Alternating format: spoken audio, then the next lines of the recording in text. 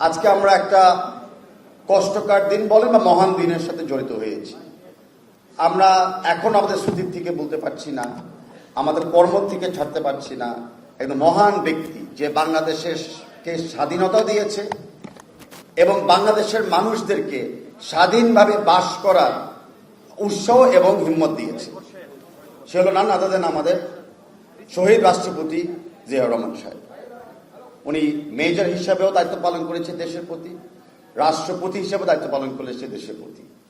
ওনার যে আদেশগুলি ছিল, ওনার যে কথাগুলো ছিল এবং ওনার যে ব্যক্তিগত বিহেভিয়ার ছিল, উনি সেই নেতৃত্ব দিয়ে কিন্তু আমাদেরকে এক করেছে এবং উন্নয়নশীল দেশের দিকে আমাদেরকে ঠেলে দিয়েছিল। উনি নিজে প্রান্তিক কৃষকদের মাঠে হেঁটে হেঁটে খাল কেটেছিল ও কৃষকদের উৎপাদন অবস্থা আরো বৃদ্ধি পাওয়ার জন্য কি কি করণীয় সেই ধরনের পলিসি উনি শুরু করে দিয়েছিল। সেই কারণে কিন্তু বাংলাদেশে ওই সময় প্রথমবারের মতো যে জনগণ ছিল আর যেই কৃষকরা ছিল তার ভিতরে বাংলাদেশের কৃষকরা কিন্তু 3 গুণ বেশি উৎপাদন করতে সক্ষম হয়েছিল ওনারই প্রথম 5 বছরে।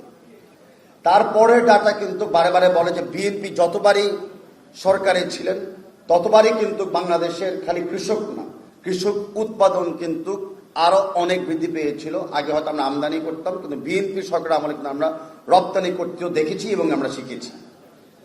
আমাদের শহীদ রাষ্ট্রপতি জিয়াউর রহমান আমল থেকে আমরা জানি যে আমাদের পাট উৎপাদন শুরু হয়েছিল, চা হয়েছিল, আরো অন্য অন্য কৃষি পণ্যরা আমরা কিন্তু উৎপাদন করতে শুরু করেছিলাম।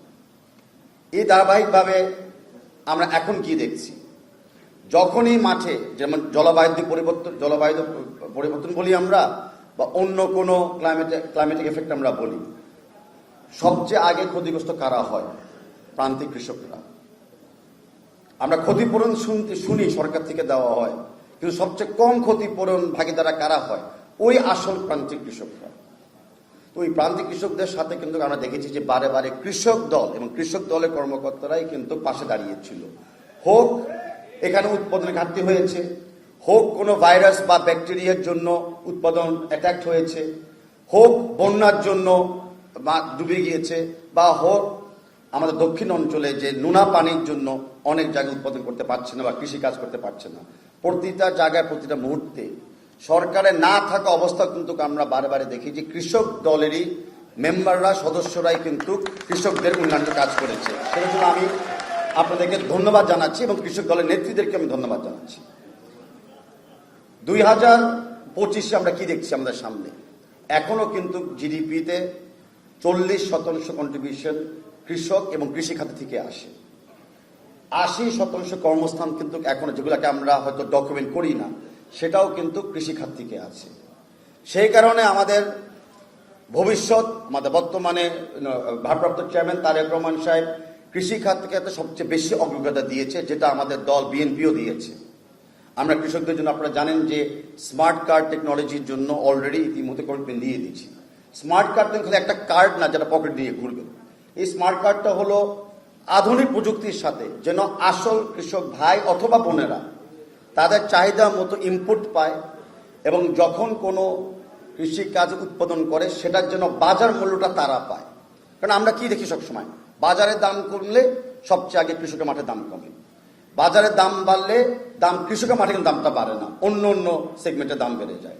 তো কৃষকের খালি অর্থায়ন এবং কাজের সফলতা নিশ্চিত করার জন্য, ওনাদের কাজের জন্য আরো স্কিল সেট ডেভেলপ করার জন্য, সেই কারণে কিন্তু বাংলাদেশ জাতীয়বাদী দল প্রস্তুত রয়েছে, ইতিমধ্যে কমিটমেন্টও দিয়ে দিয়েছে। আপনাদের মাধ্যমে হলো এখন আমাদের একমাত্র উপায় সমস্ত কৃষকদের এবং ভাই এবং বোন কৃষকদের মাঝে এই কথাগুলা ছড়িয়ে দেওয়া, ওনাদের বুঝিয়ে দেওয়া যে ওনাদের ভবিষ্যৎ কিন্তু বিএনপির সময় নিশ্চিত। ওনাদের ভবিষ্যৎ কিন্তু আগামী বিএনপির সময় কিন্তু আরো উন্নয়নমূলক এবং বৃদ্ধি পাবে। আমি আমার বক্তব্য আরো বেশি লম্বা করছি না, আমাদের অতিথি আছেন, আমার পরে আমার অতিথিরা আছেন।